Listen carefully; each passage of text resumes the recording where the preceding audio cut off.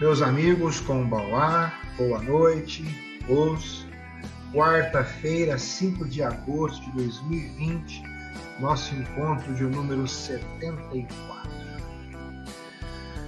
Pessoal, normalmente utilizamos no nosso dia a dia uma linguagem natural que contém elementos curiosos e que nós possivelmente nunca nos daríamos conta se não parássemos em algum momento para fazer uma análise profunda e exigente. Normalmente, uma análise desse tipo, somente a filosofia pode nos proporcionar. Usamos palavras e expressões vagas e muitas vezes não notamos, não pensamos sobre isso, e o mais interessante, nem sequer as pessoas com as quais conversamos aparentemente percebem isso. Existem algumas questões que há muitos séculos vêm fazendo com que os mais competentes pensadores percam alguns fios de cabelo, e uma dessas questões é o conceito que nós chamamos de vagueza. Segundo os dicionários, vagueza é a qualidade, é a característica ou condição de vago, vaguidade, vaguidão, refrescou nada, definição circular.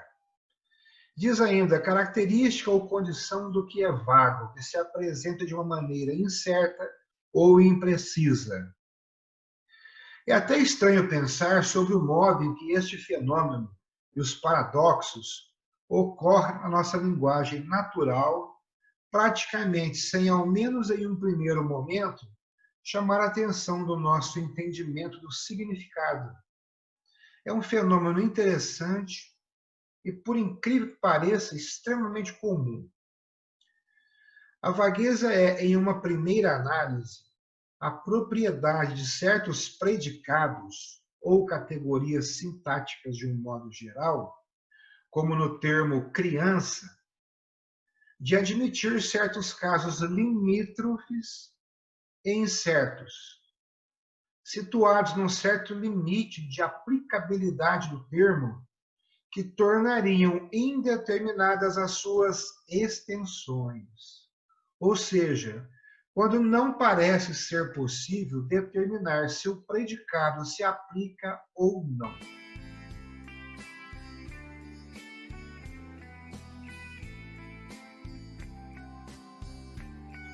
Para começar esta reflexão de hoje, vamos falar sobre o que é um paradoxo e recordar o paradoxo de Sócrates. Vamos discutir o termo. Paradoxo é um substantivo masculino, e o dicionário nos coloca como pensamento, proposição ou argumento que contraria os princípios básicos e gerais que costumam orientar o pensamento humano, ou desafia a opinião consabida, a crença ordinária e compartilhada pela maioria. Encontramos ainda uma colocação que diz que é aparente falta de nexo ou de lógica. É uma contradição. Um exemplo imediato é aquele: pregar o amor e espancar os filhos é um paradoxo. Um paradoxo é uma declaração aparentemente verdadeira que leva a uma contradição lógica, ou a uma situação que contradiz a intuição comum. Em termos simples, um paradoxo é o oposto do que alguém pensa ser a verdade.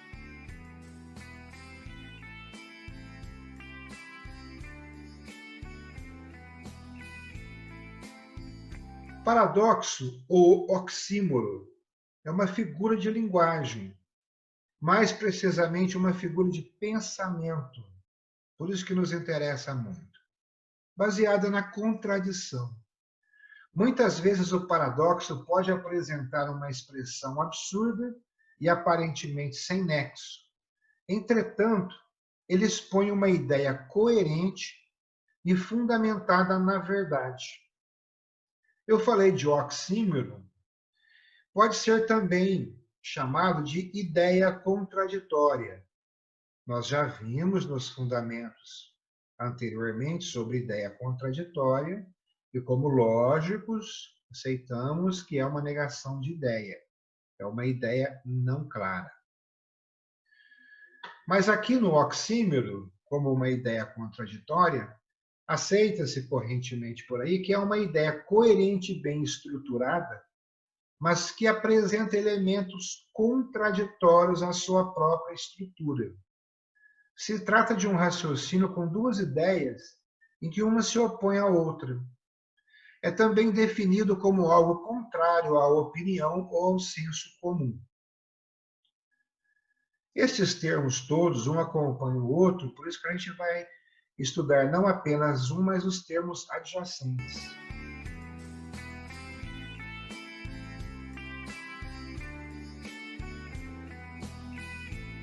Falamos já de tese, de antítese, e não tem como não citar aqui a antítese. Porque a antítese e o paradoxo são utilizados para dar maior expressividade a um texto através da oposição entre palavras e ideias. A antítese consiste na utilização de termos, palavras ou orações que se opõem quanto ao sentido. Exemplos: o amor e o ódio caminham lado a lado. A verdade e a mentira fazem parte do dia a dia.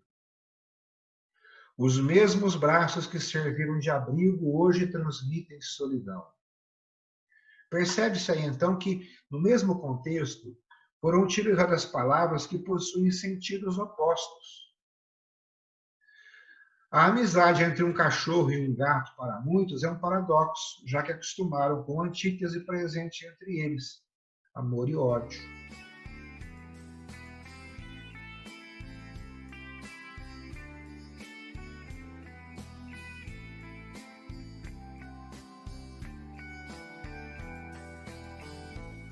Essas colocações que eu fiz aqui dessa antítese do paradoxo, esses exemplos, foram muito utilizados no Barroco. Encontra-se muito isso lá. Falei para vocês que o paradoxo de Solits é um representante importante dentre os paradoxos que se valem da ideia da vagueza e da imprecisão, e como ele é desenvolvido e tratado em termos de estudos lógicos. É importante para nós, porque muitas pessoas, quando se referem à arte marcial, no que eu falei bastante ontem para vocês, na nossa reunião privada, é que as pessoas fazem perguntas repletas de vagueza. E afirmações também. Pense nas premissas. Vitor é uma criança de 5 anos. O filho do Lucas é uma criança de 7 anos. Isabela é uma criança de 17 anos. Nos casos 1 e 2, não fica estranho o uso do predicado criança. No caso 1, eu não teria dúvidas em levar o Vitor a um médico pediatra em caso de necessidade. No caso 2, já não estaria tão certo se levaria o filho do Lucas num médico da mesma especialidade, um pediatra. Qual idade que estabelece que uma pessoa deixe de poder ser mencionada com o predicado criança? No caso 3, utilizar criança parece ser inadequado, ligeiramente estranho. Os exemplos 1 e 2 servem para começarmos a pensar sobre o raciocínio paradoxal que enfrentamos em paradoxos de vagueza. Isso porque não há um limite claro estabelecido para o predicado, pelo menos não racionalmente. Por exemplo, pessoas de 2, 4, 8 anos de idade estão certamente na extensão do predicado criança. E pessoas de 50, 70, 86 anos de idade certamente não estão. Mas o que dizer, no entanto, de pessoas de 11 anos e 11 meses de idade? ou 12 anos e 2 meses, e por aí afora. Tem uma lei aí que no seu artigo 2º diz que considera-se criança, para os efeitos dessa lei, a pessoa até 12 anos de idade incompletos. É uma coisa absurda. Tem pessoas que você vê, tem realmente 18, 19, e a priori você coloca como crianças. E tem realmente crianças, de acordo com essa lei, que você olha e fica difícil classificá-los aqui. E se eu for precisar no dia a dia, na linguagem comum, algo assim como ele ou ela é uma criança de 12 anos, especificando a idade, será até considerado algo muito estranho pelas pessoas, vai ser um preciosismo, um exagero de linguagem. Outra característica considerada importantíssima para classificar os predicados considerados vagos é o fato de que eles admitem pequenas variações. Eubúlides de Mileto desenvolveu outra formulação do paradoxo de Sorites, que se refere ao fato de uma pessoa ser ou não ser careca. É difícil falar com precisão quantos fios de cabelo são necessários uma pessoa perder para ser considerada careca. Uma pessoa com a cabeça completamente preenchida por fios de cabelo não é careca. Alguém com nenhum fio de cabelo é inegavelmente careca. Mas uma pessoa que possua as popularmente chamadas entradas, ou outra com ainda menos cabelo em cima da cabeça, poderiam receber o predicado careca? Se alguém com apenas 50 fios de cabelo na cabeça for considerado careca, então ele vai continuar sendo considerado careca caso perca ou ganhe um fio. Então podemos demonstrar aqui pelo método indutivo que se perder 1 ou 2 fios, não é careca. Se perder 100.000 fios, pode ser careca. Se perde N fios, não é careca. Se perde N fios, é careca. A propriedade da vagueza é aplicada para vários paradoxos, que são sempre cercados por uma noção de indefinição e incerteza. A vagueza nos fenômenos dessa natureza acontece porque, quando um termo T é vago, obrigatoriamente um termo não T também o será.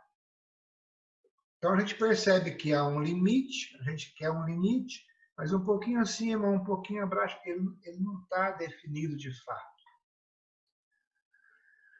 De acordo com o Hash, em 2001, pesquisa recente até, né, cria-se uma zona difusa entre as situações propiciadas por T e por não T, na qual tendemos a interpretar o termo nos dois modos. A pergunta é, com quantos fios de cabelo você passa a ser considerado um careca? Deixar bem claro aqui que não tenho nenhuma intenção de chatear ou irritar nem as crianças e nem os carecas. Pelo menos não hoje. Fiquem calmos.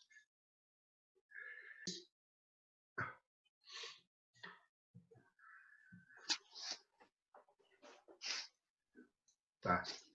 Acredito que está bem leve a coisa, mas vamos tentar mantê-la nesse nível. Como nós falamos recentemente sobre calvície, acho que o assunto cai bem. E aquelas perguntas que as pessoas tradicionalmente nos fazem na academia, ou as afirmações que a gente ouve das mesmas pessoas, se encaixam bem aqui. Então a gente percebe que a vagueza, o paradoxo, tudo aqui tem muito a ver com uma contradição nas ideias, e a nível lógico, a gente vai reforçar a necessidade de ter ideias claras e distintas. Eu me lembro lá atrás, quando o termo ideia clara ou quando o termo ideia distinta foi algo que vocês ficaram arrepiados. Acredito que agora já está bem distinto. Sim? Hi. Que bom, maravilha. Tá bom assim, pessoal? De acordo com esse ritmo? Hoje? Pessoal, muito feliz em tê-los aqui hoje. Oyasu Menasai, Matashi. Oyasu Menasai. Uma longa e próspera saúde. Hoje. Boa noite a todos, pessoal. Boa noite, pessoal. Até mais. Show.